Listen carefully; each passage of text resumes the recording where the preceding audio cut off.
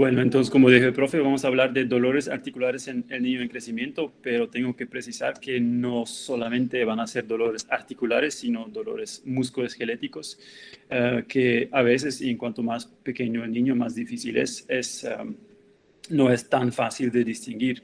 Entonces, hay varios cuadros que vamos a distinguir. Son los dolores que son relacionados al crecimiento, pero obviamente no cada dolor que presenta el niño es por el crecimiento, sino en el niño en el crecimiento. Entonces, vamos a ver unos diagnósticos diferenciales también.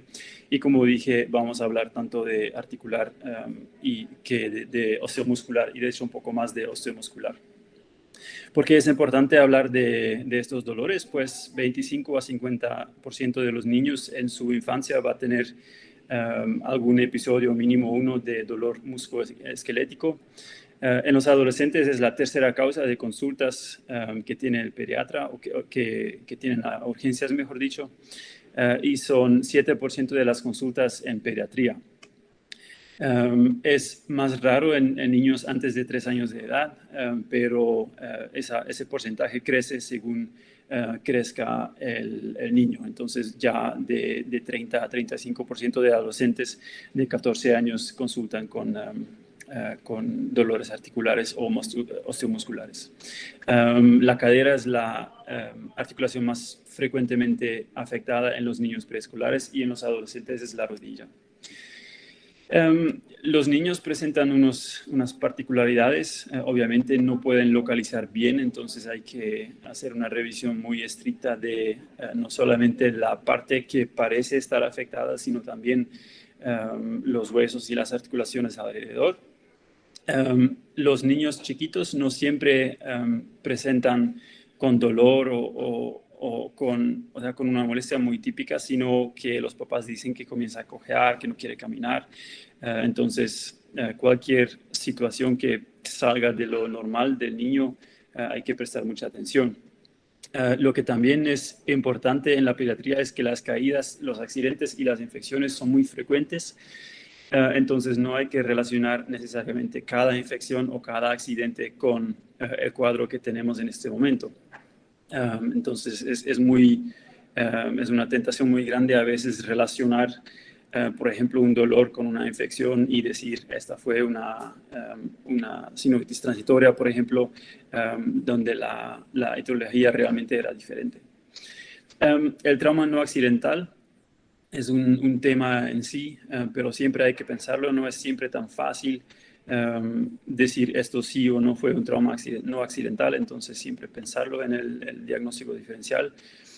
Y los niños con cánceres no muy frecuentemente se presentan solamente con dolores osteomusculares, siempre hay algún otro síntoma, pero en muy raros casos el síntoma con el que se presenta es dolor óseo o articular. Entonces sí tenerlo siempre en la mente. Bueno, entonces en pediatría, el hueso, los tendones, toda esa parte musculoesquelético es muy interesante por varias razones. En primer lugar, los niños obviamente tienen una fisis, una placa de crecimiento que permite todo ese crecimiento, por lo cual esa zona tiene un alto metabolismo, pero también hace que sea el eslabón más débil en la cadena de fuerzas. Entonces, la fisis es tanto un beneficio para el niño como un peligro, por decirlo así. Tenemos un periósteo que, comparado con los adultos, es muy grueso, que es útil que nos interesa sobre todo en las fracturas de los niños que van a tener más potencial de remodelar y van a tener fracturas diferentes que en adultos, pero no vamos a hablar de eso en este momento. Y toda la estructura de hueso versus tendón, cuando el crecimiento del hueso es el primer estímulo para estirar los tendones y para hacer crecer los músculos finalmente.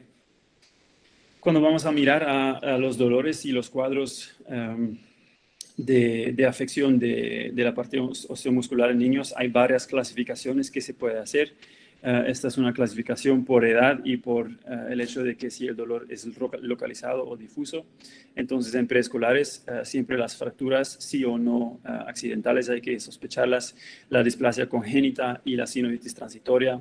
En los preescolares, dolor localizado en niños de 3 a 10 años, la sinovitis transitoria, PERTES y dolores de crecimiento. Y si es más difuso, una hiperlaxitud. En adolescentes, el deslizamiento no lo podemos olvidar. Las osteocondrosis comienzan a presentarse en esta edad y el deslizamiento también. Perdón, se me olvidó esa. Y los dolores difusos, la hiperlaxitud también, y los dolores difusos idiopáticos, que también es todo un estado de arte en sí. Y en todas las edades, como dije, no olvidemos los traumas no accidentales, las AIJs oligoarticulares que pueden presentar con dolor localizado y difuso si es poliarticular. La infección y la malignidad, siempre pensarlo en dolor localizado y también varios tipos de cánceres en dolores difusos. Vamos a pasar entonces a la parte principal de esta presentación, los dolores de crecimiento.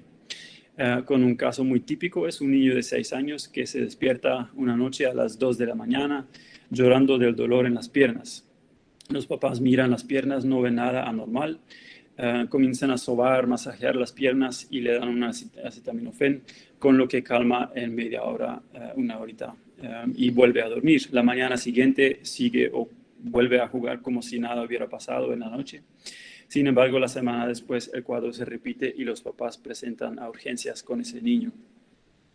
Dolores de crecimiento, entonces, para los papás puede causar mucha ansiedad, y tanto para los papás como para los médicos, algo de confusión. Hay muchas preguntas y varios malentendidos sobre este cuadro que tan frecuentemente se presenta en niños. La confusión ya comienza con el inicio de la descripción de los dolores de crecimiento en 1823, cuando un médico francés, Marcel Duchamp, nombra o da el nombre la maladie de la croissance, entonces la enfermedad del crecimiento, y lo une directamente entonces con el crecimiento. En el siglo XX, en las primeras décadas, cambia un poco la percepción de la etiología de esos dolores, y sospechan que es una forma subaguda de fiebre reumática, entonces que sea una afección reumatológica, lo que obviamente tampoco es correcto. Y luego en la cuarta década del siglo XX hay unos experimentos y unas observaciones que finalmente demuestran que no hay relación con la fiebre reumática. Y luego se precisa el cuadro en los años 50 y 60 con unas series más grandes de Naishie Apley y de Bren en 1960. Dolores de crecimiento, entonces, la pregunta es si es tanto el crecimiento o no. Pues hay muchas teorías que se han postulado de cuál es la etiología realmente, si es vascular, mecánico, si tiene que ver con factores perinatales, si tiene que ver con vitaminas, con minerales, con melatonina, con un umbral de dolor más bajo. Pues hay mucha confusión hasta el día de hoy.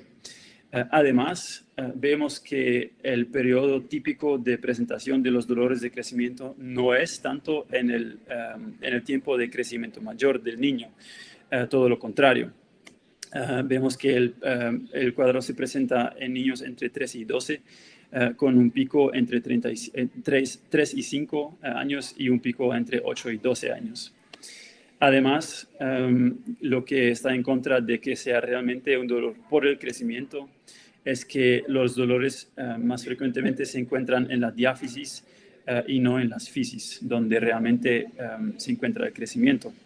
Entonces, en la continuación de esta presentación, voy a quitar las comillas de dolores de crecimiento, pero recordándonos que no son dolores por el crecimiento, sino dolores en el crecimiento del niño.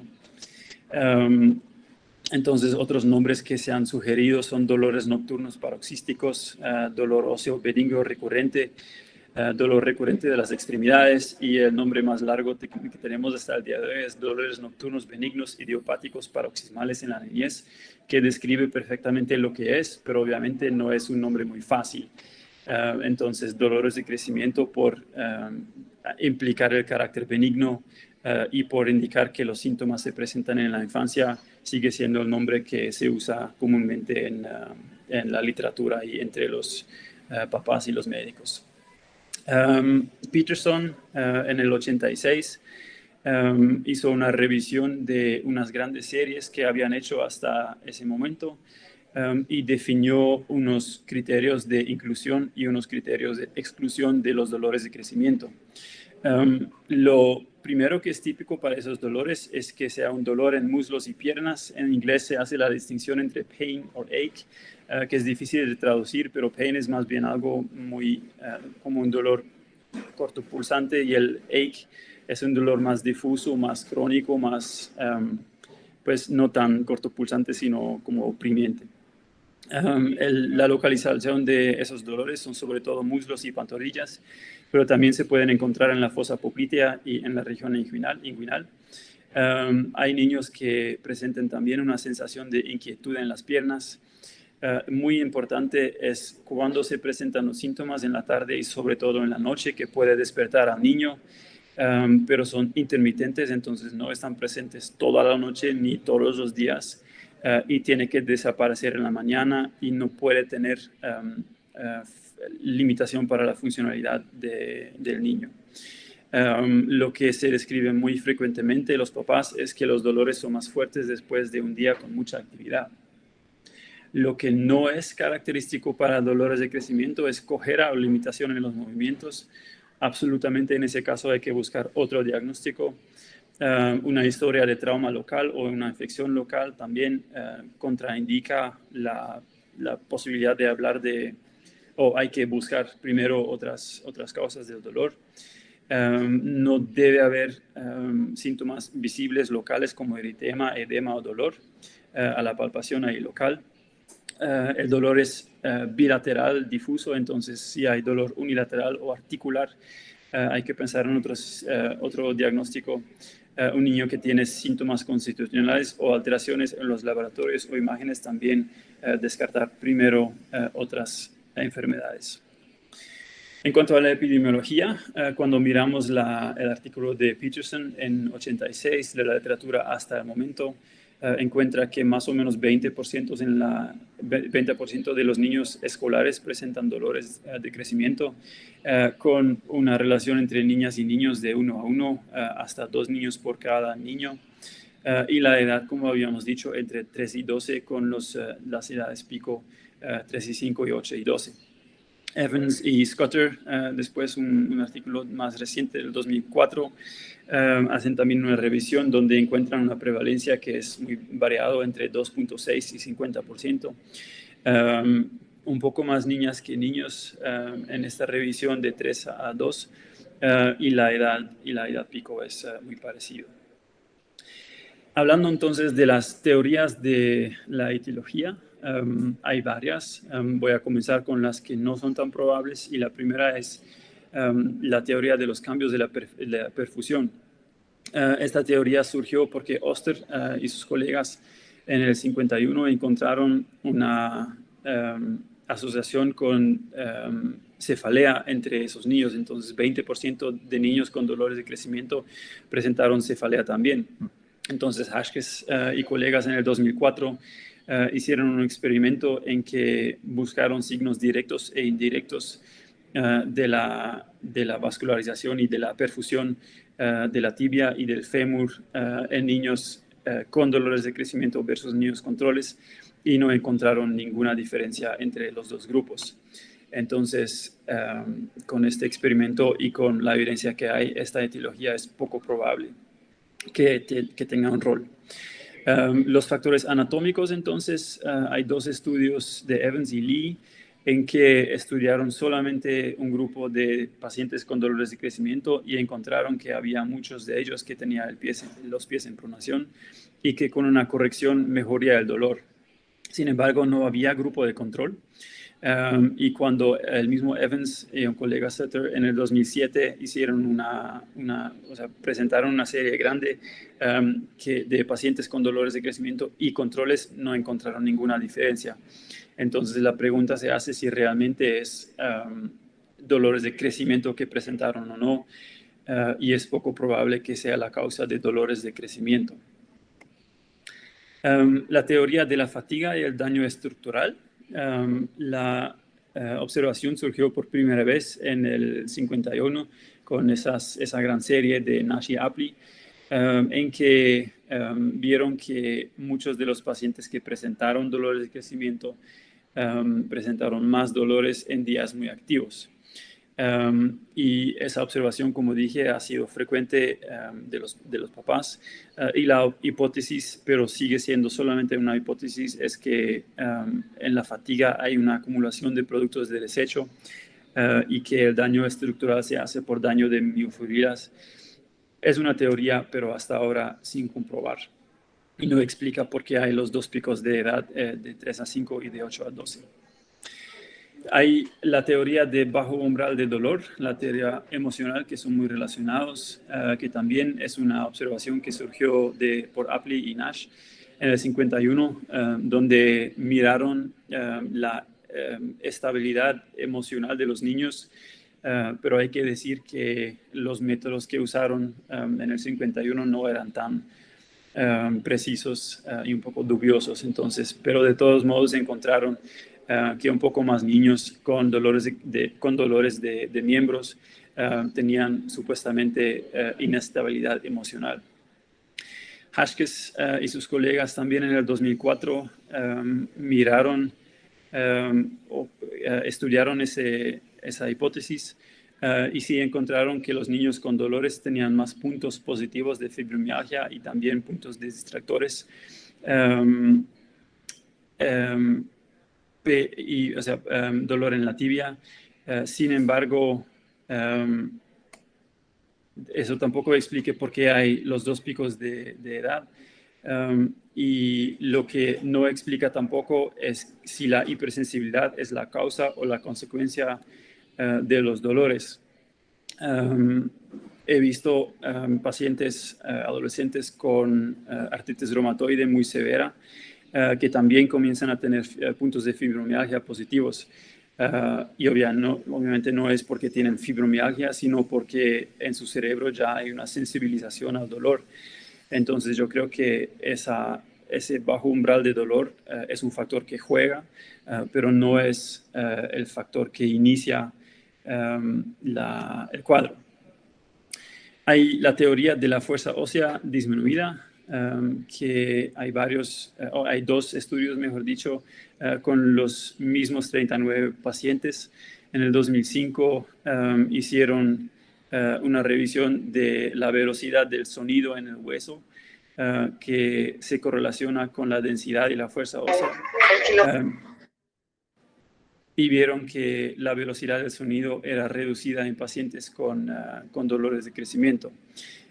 Y 5 años después tomaron la misma cohorte y hicieron un seguimiento, vieron que los pacientes presentaron menos dolor a 5 años y que la velocidad del sonido del hueso había mejorado también. Entonces la sospecha es que una etiología sea el síndrome de sobreuso local. Es solo un estudio y tampoco hay un grupo de control, pero sí es algo llamativo. Muy relacionado con eso está la teoría de la hipovitaminosis D, en que hay varios estudios con pues, un número ya considerable de pacientes en que miraron el estatus de vitamina D y vieron que una gran cantidad un gran porcentaje de los niños con dolores de crecimiento tenía una hipovitaminosis D. Sin embargo, tampoco hay un grupo de control y la hipovitaminosis D es muy frecuente, entonces sería interesante hacer una comparación entre esos niños y niños sin dolores. Sin embargo, sigue siendo una posibilidad de que la hipovitaminosis tenga por lo menos algún papel en la etiología de esos dolores. Ya una de las últimas teorías que voy a mencionar es la teoría de la hiperlaxitud. También solo hay un estudio en que sí vieron que tanto niños con hiperlaxitud o sea, en niños que tenían hiperlaxitud también tenía un porcentaje elevado de dolores de crecimiento y que esto era tanto para los niños entre 3 y 5 años y los niños un poco más grandes, 7, 8, 9 años. También solo es un solo estudio. Tampoco explica tanto por qué hay dos picos de edad, pero es muy posible que la laxitud sea responsable por lo menos en un subgrupo de pacientes con dolores de crecimiento. Y finalmente dos asociaciones que se ha hecho y otra teoría es que hay factores perinatales y la lactancia materna que tienen una influencia en niños más grandes que sí o no presentan dolores de crecimiento.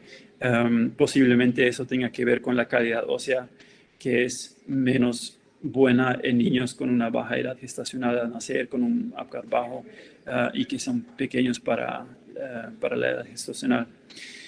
Y finalmente, Noonan y sus colegas en el 2004 estudiaron la velocidad de crecimiento en corderos y vieron que en la noche los huesos crecen más rápidamente, probablemente porque la hormona de crecimiento se produce sobre todo en la noche.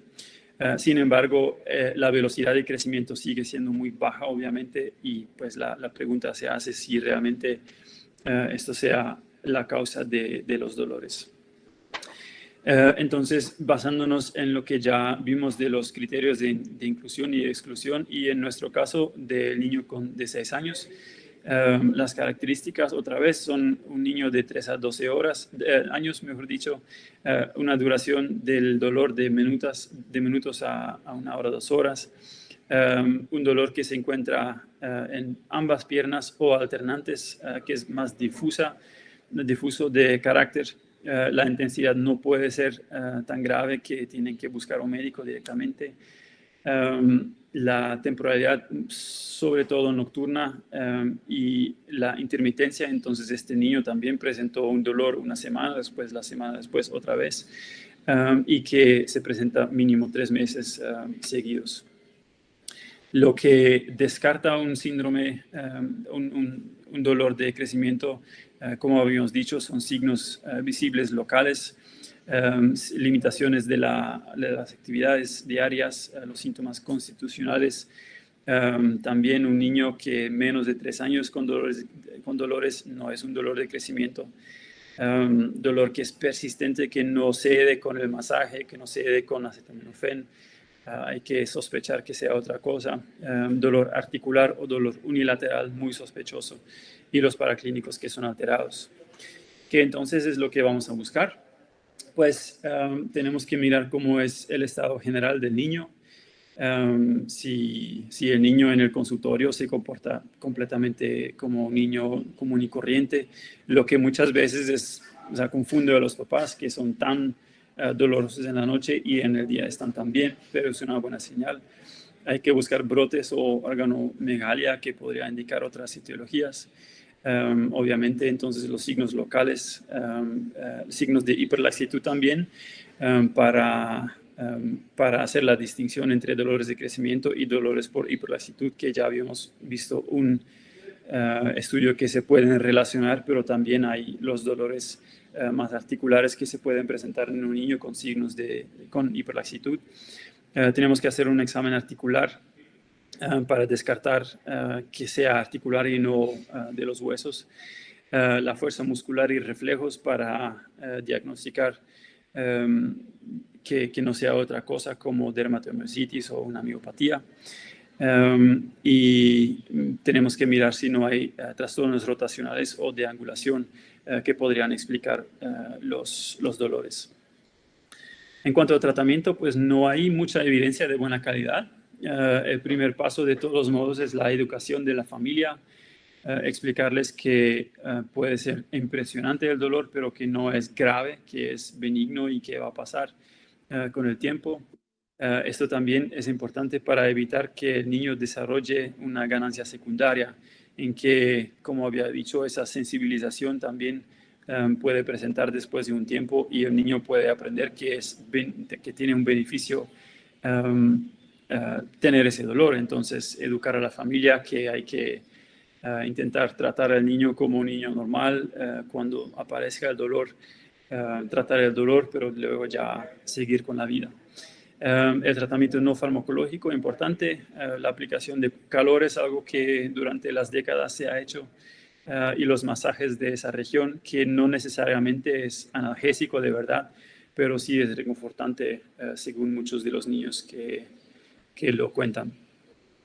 En cuanto al tratamiento farmacológico, si miramos en las series, más del 50% de los niños reciben analgésicos en esos episodios. La primera opción tendría que ser lo más básico posible, acetaminofén. En dolores más fuertes se pueden dar AINES como ibuprofeno, y si es más severo, naproxeno. Pero en todos los casos hay que intentar evitar un uso crónico de esos medicamentos. Y como habíamos visto, hay que considerar suplir o por lo menos chequear la vitamina D sérica. El único estudio que tenemos de tratamiento en los dolores de crecimiento son los estiramientos según Baxter, en el año 1988, que es un estudio randomizado, no cegado, con 36 pacientes, en lo que vieron que con los estiramientos que describen acá, en el grupo de estiramientos tenían una resolución más rápida del dolor. Repito, es un estudio pequeño y no cegado, pero estos son los resultados que obtuvieron. Los grupos que hay que estirar son el cuádriceps. Entonces, en este caso hay que doblar la rodilla completamente, hay que levantar un poquito la pierna para lograr estirar completamente el músculo cuádriceps. Y aquí tenemos un ejemplo. Entonces, levantando la pierna se estira ese músculo cuádriceps. El segundo grupo es el gastrosóleo, entonces el tríceps sural, en que se dobla la rodilla a 90 grados y se hace una dorsiflexión del pie. Entonces, una dorsiflexión ahí.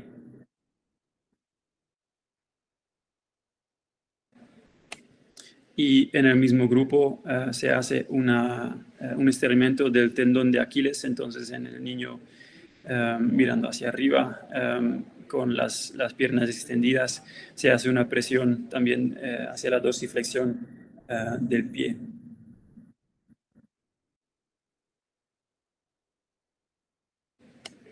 Y el último grupo de músculos son los isquiotibiales, en que se levanta la pierna en el niño acostado a 90 grados y se hace una presión también hacia una dorsiflexión del pie. Entonces,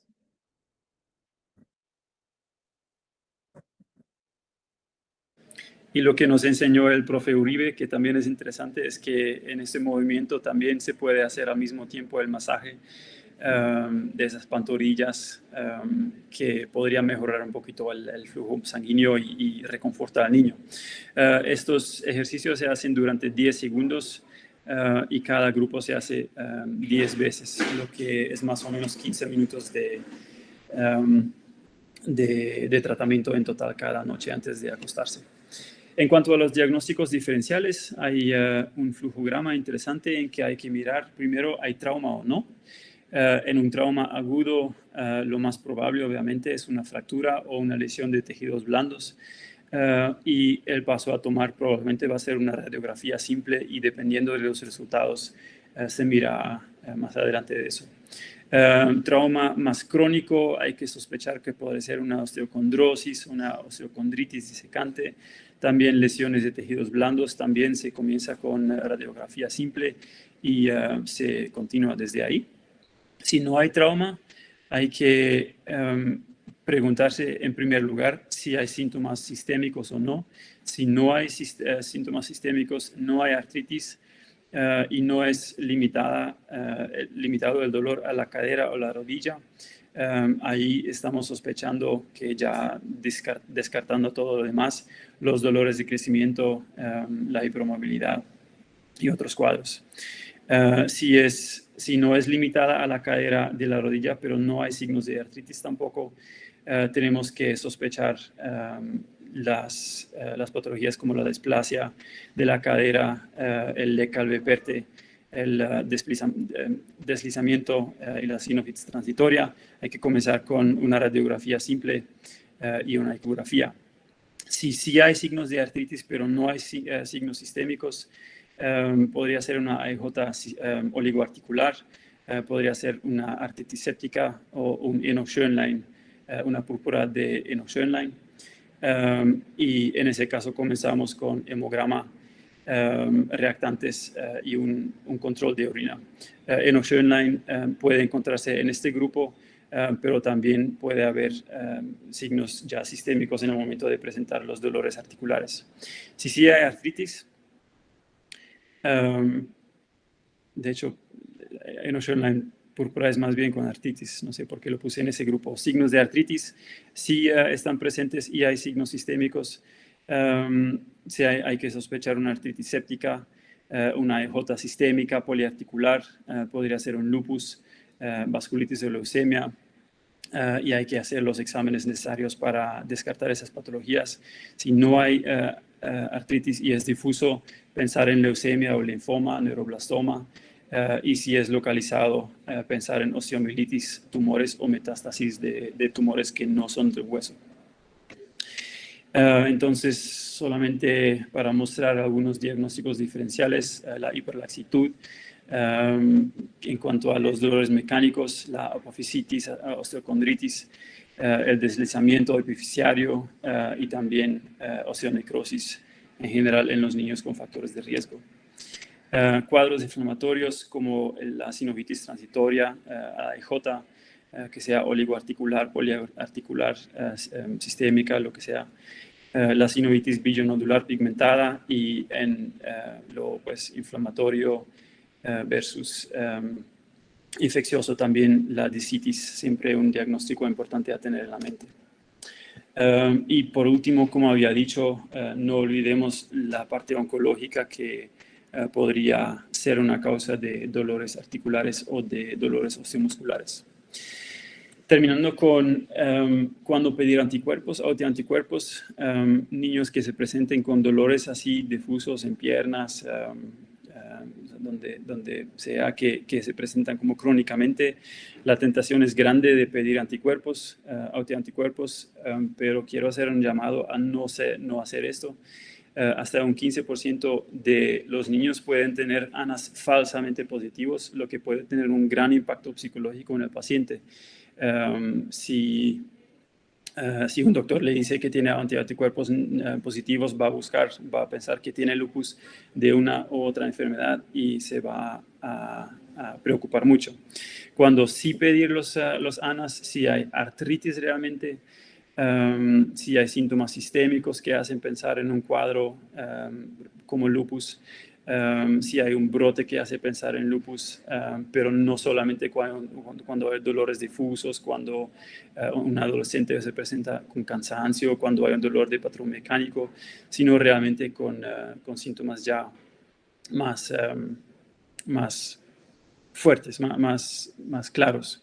El factor reumatoide tampoco es algo que vamos a pedir en cualquier situación, sino en un adolescente, sobre todo las niñas que presentan artritis simétrica de las pequeñas articulaciones, mayormente también si presentan limitación cervical o dolor en